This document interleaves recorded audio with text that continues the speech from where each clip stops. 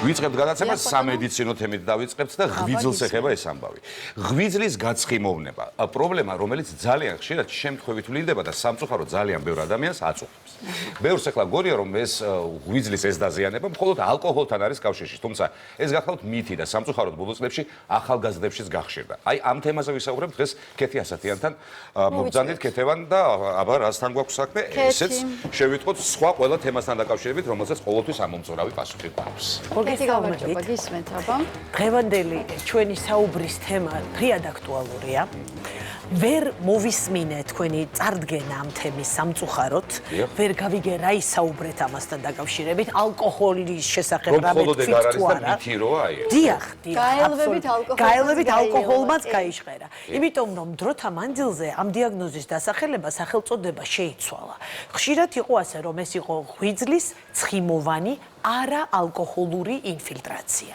თუმცა თანამედროვე მონაცემებით ტერმინოლოგია იცვლება და ჩვენ ამ მდგომარეობას, ანუ მარტივად არამედიკოსის ენაზე რომ ვთქვათ, ღვიძლის გაცხიმოვნებას ვუწოდებთ მეტაბოლურ დისფუნქციასთან ასოცირებული ღვიძლის გაცხიმოვნება, ან მეტაბოლურ დისფუნქციასთან დაკავშირებული სტეატოჰეპატიტი. ანუ ეს ჩვენი ტერმინოლოგია ასეთი და თუ რატომ შეიცვალა და რა ხდება და რატომ გროვდება ეს ცხიმი მაინდა-მაინც ღვიძლში და რა პროცესები დგას ამის მიღმა ან რისი უნდა ბჭყალებში რა თქმა უნდა გვეშინოდეს ამ თემაზე რა თქმა უნდა საუბარს ჩვენ სტუმართან ერთად განვაგრძობთ რომელსაც მოგვიანებით მოვიწვევთ სტუდიაში და მანამდე მოდით მოკლე ექსკურსი შესავალი იმისა თუ რა არის ღვიძლი, რას წარმოადგენს ღვიძლი და რა მოვალეობას ასრულებს ის ჩვენს ორგანიზმში. თამამად შეიძლება ითქვას რომ ეს არის ჩვენი ორგანიზმის ერთ-ერთი უმნიშვნელოვანესი ბიოქიმიური ლაბორატორია. ფრიად შრომის მოყვარე ორგანო, რომელიც ასრულებს მასზე დაკისრებულ ასობით ფუნქციას. ნახეთ, ჩამონათვალი ახლა გამონათდება ჩვენს ეკრანზე, ეს არის სულ მცირე ამონარიდი იმისა, რაც ხდება ღვიძლში. ნახეთ, რა ხდება? მონაწილეობს, რა თქმა უნდა, ნივთიერებათა ცვლაში. არეგულირებს ცხიმებისა და ნახშირწყლების მეტაბოლიზმს, რა თქმა უნდა. არის ენერგიის პასიური, ესე ვთქვათ, შემნახველი ორგანო, ხო? ფილტრავს სხვადასხვა ნივთიერებას, ანუ მონაწილეობას იღებს, როგორ გაანთავისუფლოს ჩვენი ორგანიზმი, ასე ვთქვათ, ტოქსინებისგან, მინარევებისგან, შლაკებისგან. და რა თქმა უნდა, როგორც უკვე მოგახსენეთ, ეს არის ფაქტობრივად ჩვენი ესეთი ბიოქიმიური დიდი ლაბორატორია. გადამამუშავებელი ქარხანა. ესე იგი, როდესაც საუბრობთ ღვიძლის გაცხიმოვნებაზე, რა არის ეს? ეს არის ის, მარტივად რომ ვთქვათ, როდესაც ღვიძლში გროვდება ცხიმი. ნახეთ როგორ თვალნათლივ ჩანს. აი ეს ხომ შეფერილობა არ უნდა კონდეს ღვიძლს, რაც ამ ფოტოზე. ეს ჩათვალეთ რომ ეს არის, ესე იგი ეს გაცხიმოვნება. საინტერესო არის ის რომ თუ კი ადრე იყო მაინც ესე ცნობილი რომ ალკოჰოლის მიღებასთან შეიძლება იყოს ეს მეტად დაკავშირებული, ამჟამად შესაძლოა ადამიანი საერთოდ არ იღებდეს ალკოჰოლს და მას ეს პრობლემა ჰქონდეს. იმიტომ რომ ჩამონათვალი იმ დაავადებებისა, რომელიც აი ამ მეტაბოლიზმს არღვევს და არასწორი მიმართულებით წარმართავს, საკმაოდ ვრცელია. რა თქმა უნდა ეს არის ერთ-ერთი პირველი, ეს არის ჭარბიწონა. ასევე ერთ-ერთი პირველი შესაძლოა იყოს ინსულინ რეზისტენტობა. ასევე ერთ-ერთი პირველი არის ცხოვრების უმოძრაო წესი და ის თუ რას მივირთმევთ.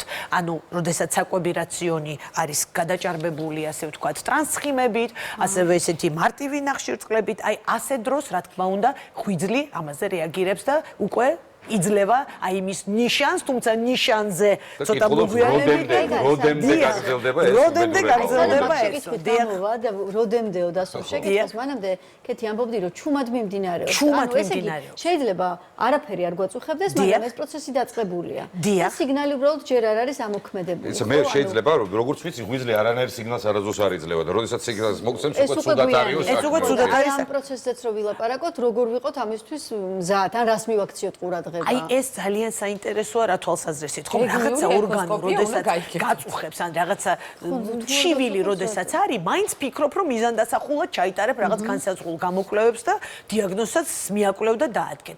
აქ ეს შესაძლოა აბსოლუტურად უსიმპტომოდ ჩივილის გარეშე მიმდინარეობდეს, ან შესაძლოა იმდენად არასპეციფიკური და ბუნდოვანი ჩივილი იყოს, რომ შეიძლება ეჭვი ვერც მიიტანო იმაზე, რომ ხომ არ არის ღვიძლის გაცხიმოვნება დღის წესრიგში, ხო? და მეგონი დავილობაც არის ამ შეიძლება იყოს გადაღლა, შესაძლოა იყოს რაღაც ერთგვარი ესეთი შებედილობა დაუშვათ, ასევე როგორ აი საერთო რაღაცა დისკომფორტი შეიძლება ესეც იყოს ერთ-ერთი დაუშვათ სიმპტომი ამისა, მაგრამ ამის დადგენა როგორ ხდება? რეალურად შეიძლება ეს მოხდეს აი ესეთი პროფილაქტიკური გასინჯვის ფარგლებში. ან შესაძლოა მიხვიდე, ჩააბარო ანალიზი ღვიძლის ფუნქციურ სინჯზე, იქ რაღაც ცვლილება იყოს. ან ჩაიტარო მუცლის ღრუს ულტრაბგერითი კვლევა, ანუ მუცლის ღრუს ეკოსკოპია და იქ გამოვლინდეს, აი დაუშვათ ეს ღვიძლის ასე ვთქვათ გაცხიმოვნება. ხო და აი ეს გაცხიმოვნება კიდევ ერთხელ ავხსნათ, რატო გროვდება მაინც და მაინც ღვიძლში და აი ეს რა ხდება, რატო რატო მაინდა-მაინც ღვიძლში? ნუ ამ საკითხზე უფრო დეტალურად რა თქმა უნდა ჩვენს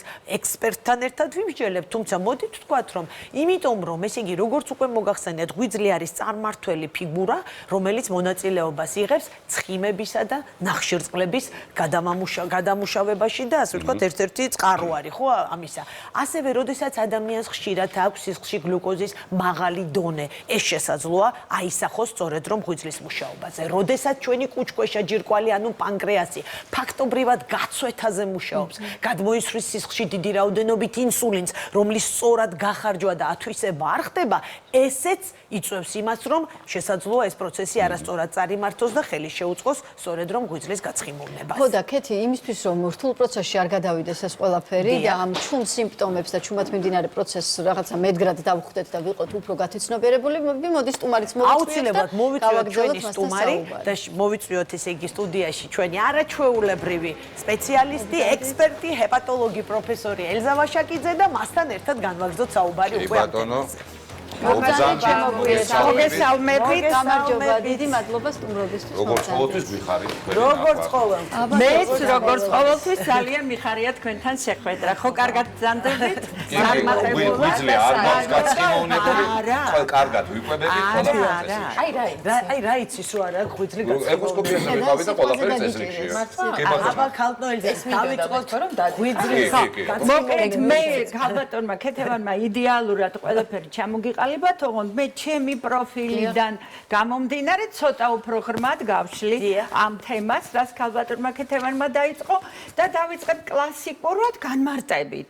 რას ნიშნავს ღვიძლის ცხიმოვანი დაავადება? ღვიძლის ცხიმოვანი დაავადება ასე არის ახსნილი ჰეპატოლოგიის სახელმძღვანელოში. იგი ხასიათდება ღვიძლის ქსოვილში ცხიმის მაკრომოლეკულების, ანუ დიდი ზომის მოლეკულების ჩალაგებით. ამით მთავრდება ეს განმარტება. ეხლა ჩვენ უკვე როგორც ექიმებს გვაინტერესებთ რა პათოლოგიებმა შეიძლება გამოიწვიოს ამ ცხიმის ჩალაგება და რა არის ეს უბრალოდ აკუმულაცია თუ რაღაცა სერიოზული პროცესი გახლავთ, ამას ათეული წლები დაჭერდა ამის შესწავლას. ქალბატონმა ქეთევანმა მოგახსენათ უამრავი მიზეზები, რამაც შეიძლება გამოიწვიოს ცხიმის აკუმულაცია ღვიძლში, ნუ მათ შორის ერთ-ერთი გახლავთ ალკოჰოლი, ცნობილია რომ ალკოჰოლური ცხიმოვანი დაავადება.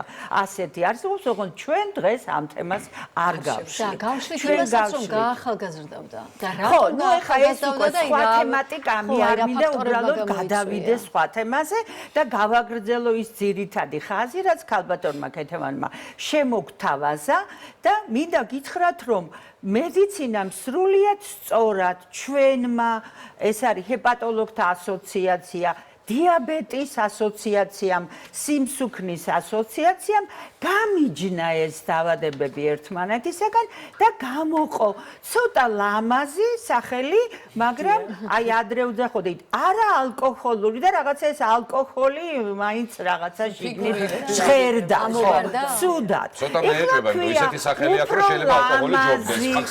უფრო სწორი, რა თქმა უნდა, აი ბოლო გაიდლაინი ქალბატონმა ქეთევანმა მოგახსენათ, ეს გახლავთ მეტაბოლიზმის დარღვევასთან დაკავშირებული ღვიძლის ალკოჰოლური დაავადება. ეს უკვე არის სრულიად სხვა განმარტება.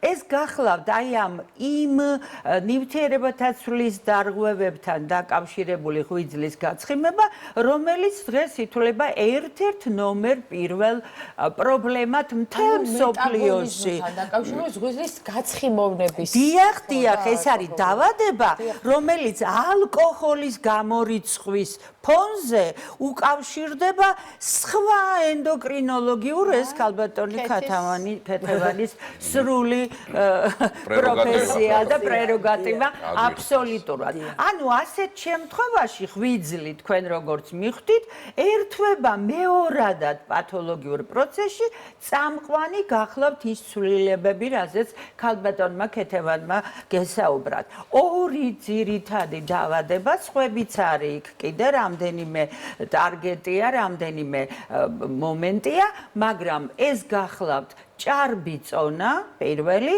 მეორე გახლავთ შაქრიანი დიაბეტი და აი ამ ორი დაავადების პანდემიაზე ვსაუბრობთ ქალბატონო ქეთევან და არის საკმაოდ არასასიამოვნო მონაცემები ჯანმოს მიერ, რომ გაორმაგდება, გასამაგდება, უამრავმა ხალხმა არ იცის რომ უკვე დიაბეტი აქვს, რაღაცა ისეთი ამის წინ ახლა ასეთი არ შემხვედრია. მე დიაბეტი კი არა მაქვს, შაქარს ვატარებ. როგორც წნევას ატარებენ შაქარსაც. ხო, აი წნევის ტარებაზეც მინდა გითხრათ, რომ 130-80-ის ზევით უკვე ითვლება მაღალი რისკის ფაქტორად. მოკლედ, როგორც ხედავთ, ეს უკვე აღარ არის რაღაცა ერთი ორგანოს პათოლოგია, ეს უკვე მულტიდისციპლინარული. აი ეს ამის მართვა, ვისაც ღვიძლი ჩართული აქვს, იმიტომ რომ მას დარღვეული აქვს აი ამდენი მექანიზმი თავის ორგანიზმში, ერთი ექიმის პრეროგატივა არაფრით აღარ შეიძლება რო იყოს. ამიტომ ჩვენ ასეთ პაციენტებს მართავთ გუნდურად. როგორი ეს გუნდური მართვა? იწყებს ეგრეთ წოდებული პირველი რგონის, ანუ უბნის ექიმი. აი როგორც ქალბატონმა ქეთევანმა გითხრათ და აღმოაჩენს ამას ჩვენ ვძახეთ ჰეპატოპათია. რაღაცა ღვიძლი ვერ არის მთლად კარგ მდგომარეობაში. რა მოვიდა? გადიდებულია. რა მოვიდა? შიგნით აკუმულირებულია ეს მაკრო წვეთები ცხიმის. როგორ არ არის ღვიძლში ცხიმი, როგორ არ არის 5% არის, ოღონდ ეხოსკოპია ამ ცხიმს ვერ ხედავს. როგორც კი ცხიმის რაოდენობა მოიმატებს თანდათანობით და დაახლოებით 30%-ში ხდება ეს პროგრესი, უკვე ცხიმს ხედავს ძალიან კარგად ეხოსკოპია. მე მაქვს ერთი ასეთი კითხვა პრაქტიკიდან გამომდინარე. ესე იგი, ღვიძლი საერთოდ არ არის გადიდებული, დაწვრილებითი ანალიზი რომ არის სისხლის ღვიძლის ფუნქციას, რასაც ეძახიან, არის იდეალური. არის იდეალური, თუმცა ეკოსკოპიის შედეგად გამოიკვეთა მცირედი, ძალიან მცირედი, მაგრამ მაინც აი ცხიმოვანი გარსი ღვიძლში საკმაოდ გარსი არა, შიგნით აკუმულირება წვეთები. ხო. გამხდარი ისეთი ჯანმრთელი ადამიანის შემთხვევაში. გამხდარს არანაირი მნიშვნელობა არ აქვს ეს ქალბატონმა ქეთევანმა და ყველამ ჩვენზე კარგად იცის. აქ ლაპარაკია რა რაოდენობით ცხიმი არის აკუმულირებული ღვიძლში. ამის მეტნაკლების სიზუსტით დადგენა ინსტრუმენტული კვლევითაც არაჩხვლეტა იდეალურია, რომ უჩხვლიტო და ზუსტად ნახო. მაგრამ არის კიდე სხვა კვლევები, მაგალითად ფიბროელასტოგრაფია ქვია მესახელად, რომელსაც სხვა გადამცემი აქვს, რომელსაც შეუძლია სტიატოზის ხარისხი შეაფასოს. ანუ რა პროცენტია შიგნით ეს ცოტა თქვით თქვენ, რამდენია? 30%-ზე ნაკლებია, 5%-ია, ამას ყველაფრის შეფასება შეუძლია ძალიან კარგად. აქამდე მივალ, აი დიაგნოსტიკა. რაღაცა ჩავიჭირე ბოდიში და მინდა გითხოთ, ეკოსკოპიაზე მე ჩანსო, როდესაც იმას შიგნით 5%-ზე მეტია. აი ეს 5% რო არის შეიძლება? 5% არის ფიზიოლოგია, ესე იგი ეკოსკოპიურად პრინციპში ჩანს, როცა მატულობს, ხო? როცა იწყება, უკვე აი ხო თქვა ქალბატონმა, ოდნავ მომატებული რაღაცა, მაგრამ აი გადიდებული არა ანალიზები? არა, ამას არ აქვს მნიშვნელობა, ხა ანალიზებამდე მივალთ ძალიან კარგად. მოკლედ და კონკრეტულად აღმოჩნდა, რომ ეს ცხიმის აკუმულირება ღვიძლში არ გახლავთ რაღაცა, რომ აი დაგროვდა და დამთავრდა. ეს არის არ შეგეშინდეთ, მაგრამ ასეა უკვე თანამედროვე დეფინიციით, ეს არის პროგრესირებადი ღვიძლის დაავადება, ზუსტად ისეთი, როგორც სხვა ჰეპატიტები C გაგიგიათ, B გაგიგიათ, არის კიდე სხვა ნივთიერებათა ცვლის რაღაცა დარღვევები, რკინის ცვლის, სპილენძის, ეს ჩვენი დაავადებებია, იშვიათი, მაგრამ არსებული მაინც, ეს არის პროგრესირებადი დაავადება. დაგროვდება ღვიძლი, არა ყველა ღვიძლში ცხიმი, არა არა ყველას, მაგრამ იქედან 15%-ამდე, ანუ ყოველ მე-6-ეს. უკვე ეწყება პროგრესირება პროცესის. რა არის ეს პროგრესირება? უჯრედებს თვითონ ღვიძლის უჯრედებს აწუხებს, ასე ვთქვათ, ბრჭყალებში, აი თქვენ თქვით, რომ ანალიზები და ის იწყება რაღაც გარკვეულ ფაზაზე, სტადიაზე. თავიდანე გარდაიწყება, არის ცხიმი და არის, მაგრამ მერე უკვე ავიწროვებს იმ უჯრედებს, უკვე იწყება ანთებითი პროცესი. ანთებას მოყვება ეს ჩვენი მექანიზმია, შემაერთებელი ქსოვილის განვითარება, ფიბროზი ქვია, შემაერთებელი ეს ახლა 1 დღე, 2 დღე, 5 წელი და 10 წელი არა. ეს არის დროში გაწეული პროცესი და ფიბროზი უკვე შორს წასული 25%-ში. არ არის ახლა ეს პროცენტებს რო დააწყობთ, საკმაოდ დაბალი პროცენტია, მაგრამ საბოლოო ჯამში გავრცელებასთან მიმართებაში უკვე სერიოზული პატარა რაღაცა ვითარდება ღვიძლის ციროზი და ვითარდება ჰეპატოცელულარული კარცინომა საკმაოდ მაღალ პროცენტში 7%-ამდე. და მინდა გითხრათ ერთი წინადადება ამერიკის შეერთებულ შტატებში დღეს ღვიძლის ცხიმოვანი დაავადება, რაზეც ჩვენ ვლაპარაკობთ, რაც დაკავშირებულია მეტაბოლიზმის დარღვევასთან, ნომერი პირველი მიზეზია ღვიძლის გადანერგვის დაუთმო ადგილი C ჰეპატიტით გამოწვეულ ღვიძლის ციროზს. მე ჩაგიკითხებით და ესმადი, შეუცებადია ეს პროცესი? აი ეს არის ყველაზე კარგი კითხვა. ვინაიდან აქ ღვიძლი მეორადად არის ჩართული, რა თქმა უნდა შექცევადია და მე როცა გუნდურ მართვაზე ვილაპარაკე, ეს კვლევები ჩატარებულია. აი მაგალითისათვის, წონის კლება 5%-ით რამდენით ამცირებს პროგრესირების ტემპს. 10% უკვე არაჩვეულებრივი მაჩვენებელია, მათ შორის უკვე ფიბროზის ფაზაში შეიძლება ყველა, ამიტომ გუნდური მართვა. ჩვენ რაღაც შუაში ვართ, ხო? ჩვენ იმ შუაში ვართ, რომ ჩვენ უნდა ზუსტად სტადია, ფაზა განსაზღვროთ, ვის რა ჭირდება. მაგალითისათვის, ციროზის სტადიაზე რამე სპეციფიური თერაპიული საშუალება ჯერ მედიცინას არ გამოუგონია. სამაგიეროდ, ქალბატონი ქეთევანი დამეთანხმება, დიდი პროგრესია F2 ეს ფიბროზის სტადია ხო 4 ხარისხია 2-3 სამკურნალოდ ახალი პრეპარატებია ძალიან იმედის მომცემი ძალიან კარგი სამივე პროცესზე მე მგონი არ მაქვს უფლება რომ მედიკამენტები დავახელო ხო არა მაგრამ არის რა თქმა უნდა აი სწორედ ის გაიდლაინი რაც ქალბატონმა ქეთევანმა გითხრათ ამით იწყება რომ დასრულდა პაციენტისთვის რაც მეუბნებოდით რომ ფიზიკური აქტივობა პირველი არის ისევ დარჩა მეორე გახლავთ კვების მოდიფიკაცია მესამე უკვე გარკვეულ სტადიაზე და ამ სტადიას ჩვენ ვართ. როცა ეს საკმარისი აღარ არის, მაშინ უნდა მიახმაროთ პრეპარატი. აი როცა ოღონდ აი ყველა მაგალითად ციროზი აქვს უკვე, მაგრამ იქ არაფერი ველოდებით უკვე რომ ამოიწურება ღვიძლის ფუნქცია და განერგვა შესაძლებელია ძალიან კარგი წამლების, ძალიან გონივრული ეს არ არის ხა წამლები რომ ვიღაცამ დანიშნოს ისე გაუგია და დანიშნოს. ეს არის მაღალი კვალიფიკაციის ექიმის, აი ესეთი ერთობლივი გადაწყვეტილება, ეს არის ენდოკრინოლოგი, დიაბეტოლოგი, ეს გახლავთ კვების ექიმი, ანუ ნუტრიციოლოგი რას ისულელია და რა თქმა უნდა ჩვენ აი ასე გუნდურად წვითავთ ამ პაციენტების მართვის საკითხს. შედეგები არა გვაქვს ცუდი, საკმაოდ კარგი გვაქვს, დამამშვიდებელი, დამაწყნარებელი, ანუ მედიცინა ამ თემას ძალიან სერიოზულად ჩაუღრმავდა და ვფიქრობ, რომ პროგრესი კიდე მეტი გვექნება. ხელმისაწვდომობა რაცა პრეპარატების კიდე უფრო გაიზრდება. ეხლა მეორე აი ერთ სვიტყვი გოგონამ ბრძანა, რომ აი დაგროვილია ცხიმი და ჩვენ ახლა ურჩევთ ფიზიკური აქტივობა, კვება არ მოწონს ახლა ეს პაციენტს, კვება იქნებ წამალი და მინიშნოს.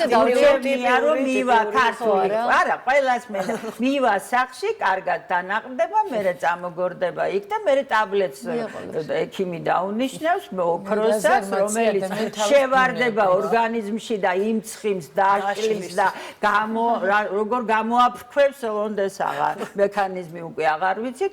ეს ეს არ მოწონს პაციენტს, რომ გარკვეულ პერიოდში არ არის საჭირო, არც შეიძლება მედიკამენტური თერაპია. იმ თერაპიას თავის ჩარჩო აქვს. იმ ჩარჩოს ჩვენ დიდი აწონვა გაზომვის მერე ვადგენთ. დიდი რუდუნებით. რა თქმა უნდა, გამოკვლევები, დინამიკაში დაკვირვება, ყველაფრის შეფასება, შეთანხმება. მომეწონა ეს ამბავი, რაღაც დაგიმალოთ, რომ ეშველება ამას. ანუ არა, ხო, აუცილებლად ყურადღებით უნდა ვიყოთ და შესაბამისად თქვენგან მივიღებთ თუ რაღაცა რჩევებს და არ დავიღუპებით, მოკლედ ეს არის. სადაზღვეო მედიცინა იძლევა ამის საშუალებას, ეხლა ჩვენ რაც ვთქვით აბსოლუტურად ყველაფერს. მივდივართ ისე ვიქნებ. ეს არ ცუდი არ არის. ადამიანი დროულად უნდა მივიდეს. აი, აბსოლუტურად ყურადღება, რეაქციო საკუთარ ჯანმრთელობას. გამოკვლევების შეტარება. დიდი მადლობა. დიდი მადლობა. ძალიან მიყვარხართ თქვენთან მოსვლა მიხარია, იმიტომ რომ ჩვენ სულ უგებთ ერთგულს. ჩვენ კიდე თქვენი მოსმენა გვიხარია, იმიტომ რომ თან გულისყურით გისმენთ, რომ რამე არ დავაშავოთ და წესრიგად მოვიქცეთ. დიდი მადლობა. კარგად ყოფნას გესურვებთ, წარმატებებს.